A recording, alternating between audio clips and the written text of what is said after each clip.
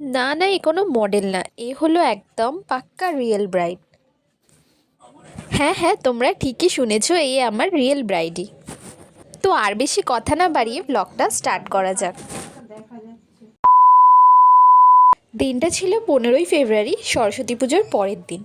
যেই দিন আমার সাজের এত শখ ছিল, সেই দিন আমি সাজতে পারিনি, তাই তার পরের দিন সেজে গুজে একদম রেডি হয়ে পড়েছি রিসেপশন ব্রাইডকে সাজাবার উদ্দেশ্যে। তো যাওয়ার পথে একটা সরস্বতী ঠাকুর পড়েছিল, যেটা আমাদের পাড়াতেই হয়েছিল পুজোটা, তো সেখানে ঠাকুর দর্শন করে বেরিয়ে পড়লাম।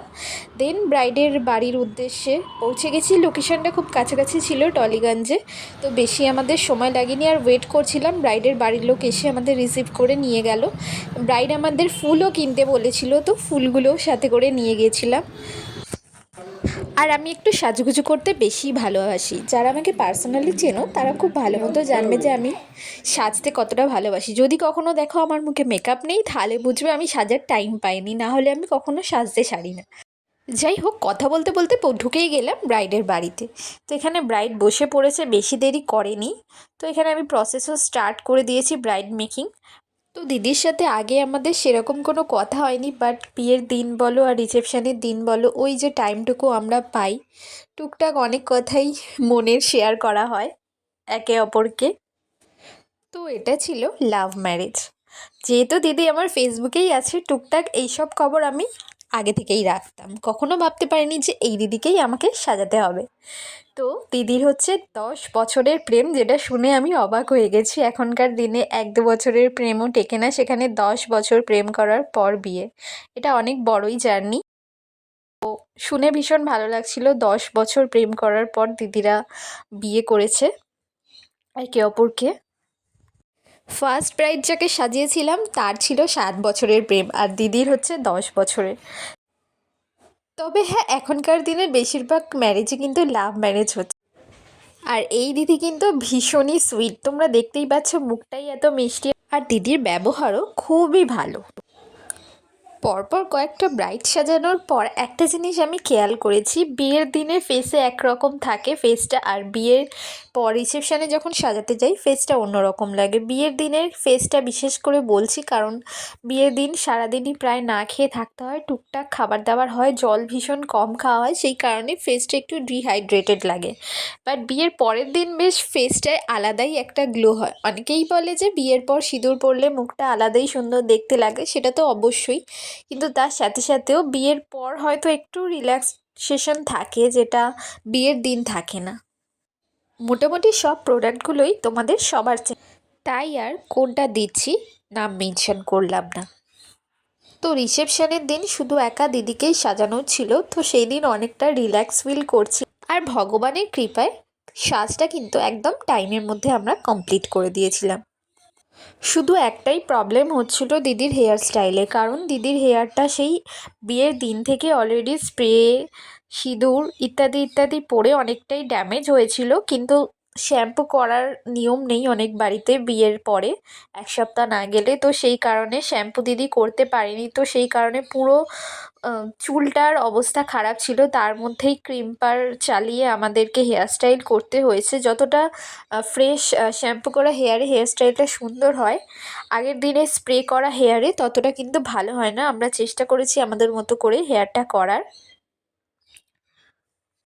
আর দুদিনই দিদির মেকআপের ব্যাপারে কোনো রকম কোনো ডিমান্ড ছিল না, দিদি আগেই বলে দিয়েছিল তুমি তোমার মতো সাজাও। তো সেই অনুযায়ী আমি আমার পছন্দের একটা লুক দিদিকে দিয়েছিলাম। তো যখন কোনো ব্রাইড এই কথাটা বলে তোমার মতো সাজাও, সেই রকম শান্তি সত্যি আর কোনো কিছুতে নেই। ব্রাইডের ডিমান্ড থাকলে সেটা অবশ্যই আমরা ফুলফিল করব, বাট যখন ব্রাইড নিজে থেকেই বলে যে তোমরা তোমার মতো সাজাও, সেটার একটা আলাদাই আনন্দ, আলাদাই মজা। শুধু ব্রাইডের ছোট একটা রিকোয়েস্ট ছিল যে কন্ট্যুর ব্লাশার যেন বেশি বেশি না হয়, তো সেই অনুযায়ী আমি একটা সফট কন্ট্যুর আর ব্লাশার দিয়ে দিয়েছি সফটভাবে। তো সেটাকে ভালো করে ব্লেন্ড করে নিচ্ছি। ফেস মেকআপের ব্যাপারে আর বিশেষ কিছু বললাম না, দিদি একটা ক্রায়োলনের বেস নিয়েছিল দুদিনই, বিয়ের দিন এবং রিসেপশনের দিন। তার সাথে সাথে আমি ওর উপর একটা লিকুইড ফাউন্ডেশনও অ্যাপ্লাই করেছিলাম যাতে বেসটা স্ট্রং হয়, কোনো রকম কোনো সোয়েটের মানে সোয়েট হলে যাতে না গলে যায় বা মেকআপটা নষ্ট না হয়ে যায়, সেই কারণে আমি একটা লিকুইড ফাউন্ডেশনও অ্যাপ্লাই করে নিয়েছিলাম। তো এখানে দেখো আমি আই মেকআপটা করে নিয়েছি। খুবই সিম্পল একটা আই মেকআপ করেছি, অথচ গর্জিয়াস লাগবে এরকম একটা আই মেকআপ। তো দিদি বলেছিল যে মানে যখন বুক করেছিল তখনই দিদি বলে দিয়েছিল যে আইটা যেন প্রমিনেন্ট হয় আর আমার বিশেষ কিছু চাহিদা নেই, তুমি তোমার মতো সাজাতে পারো। তো সেইভাবেই আমি আমার মতো করে সাজিয়ে নেওয়ার চেষ্টা করেছি। আর তোমরা দেখবে তোমরা যতই দামি প্যালেট নিয়ে যাও না কেন, প্রিটি অলসেট যেটা মেকআপের প্রথম হাতে করি যেই প্যালেটটা দিয়ে সবারই, সেই প্যালেটটা কিন্তু কাজে লাগেই লাগে। কারণ ওই প্যালেটে সব রকম কালার থাকে, তুমি যত দামি প্যালেটেও কালার যদি না খুঁজে পাও, প্যালেটে কিন্তু সব রকম কালার তোমরা পেয়ে যাবে। আর মেকআপ করার সময় আস্তে আস্তে দিদি আফসোসের সুরে একটা কথা বলছিল, যেটা আমাদের খুব মনে হয়েছে, আহারে বিয়ের দিন কনে কিছুই খেতে পারে না নিজের পছন্দের মতো, অথচ বিয়ের কনের সামনে দিয়ে সবাই ভালো ভালো খাবার খেতে খেতে দাঁত খুঁজোতে খুঁজোতে বাড়ি চলে যায়, বাট কনে খেতে পারে না। এই আফসোসটা হয়তো সারা জীবন রয়েই যাবে। তো বেস মেকআপটা কমপ্লিট হওয়ার পর আমি চুলটা ক্রিম করিয়ে নিয়েছিলাম ওকে দিয়ে। তারপর হচ্ছে দিদি সেই টাইমটা খেয়ে নিচ্ছিল, কারণ দিদির আমরা যখন পৌঁছেছিলাম দিদির তখন খাওয়া হয়নি। তো ক্রিম কমপ্লিটের পর আবার আমরা মেকআপে চলে এসেছি। এখানে আই মেকআপটা প্রায় ফুল কমপ্লিট হয়ে গেছে। বারবার একটাই জিনিস মনে হচ্ছিল, আহা দিদির স্কিনটা কত সুন্দর, এরকম যদি আমাদেরও স্কিন হতো। ভিডিওতেও তোমাদের বলেছিলাম, আবারও বললাম, আমার ব্রাইডাল বুকিং কিন্তু ওপেন আছে 24-25-এ। যারা যারা বুক করতে চাইছো রিজনেবল প্রাইসের মধ্যে বুক করতে পারো। আর একটা ফুল ব্রাইডাল প্যাকেজ রাখা হয়েছে, আগের ভিডিওতে তোমরা ডিটেলস পেয়ে যাবে কি কি লুকস ওখানে দেওয়া হবে। তো ঝটপট তোমরা বুক করে ফেলো আর দেরি না করে। ব্রাইড খুব একটা সাজগোজ না করলেও ব্রাইডের ফ্যাশন সেন্স কিন্তু দারুণ। বিয়ের ব্লাউজটা এত সুন্দর বানিয়েছে, মানে ভাবার বাইরে। সাথে সাথে কালেকশন যা যা ছিল, ওনার জুয়েলারি বলো, ড্রেস, কস্টিউম যা যা ছিল খুবই খুবই সুন্দর। তো যাই হোক, এখানে দিদির ফেসটা একটু হাইলাইট করে নিচ্ছি। তো ফার্স্টে একটা নর্মাল হাইলাইটার দিয়ে নিয়েছি, দেন হোজোটা অ্যাপ্লাই করেছি, কারণ হোজোটা অন্য কোনো হাইলাইটার ছাড়া নিজে ভালোভাবে বসে না। বাট এটা কিন্তু খুব সুন্দর একটা হাইলাইটার, খুব ভালো পিগমেন্টেশন, এটা ব্রাইডালের জন্য একদম পারফেক্ট একটা হাইলাইটার। আর এখানে একটা নিউড শেড দিদিকে অ্যাপ্লাই করে দিয়েছি, কারণ ওভারঅল লুকের সাথে এই লিপস্টিকটাই খুব ভালো যেত, সেই কারণে এটাই অ্যাপ্লাই করেছি। আর দিদিরও এটা নিজের পছন্দের ছিল। তো এখানে লুক প্রায় শেষের দিকেই। আর আমি হচ্ছে হেয়ার যখন করি, আমি হেয়ারের ফ্রন্টটা করি আর হেয়ারের ব্যাকটা কিন্তু আমার অ্যাসিস্ট্যান্ট করে, ফ্লাওয়ার ডেকোরেশনটাও ওই করে। তো প্রত্যেকটা কাজ করে যখন আমরা বেরিয়ে আসি, অনেক রকম নতুন নতুন এক্সপিরিয়েন্স কিন্তু আমাদের হয়।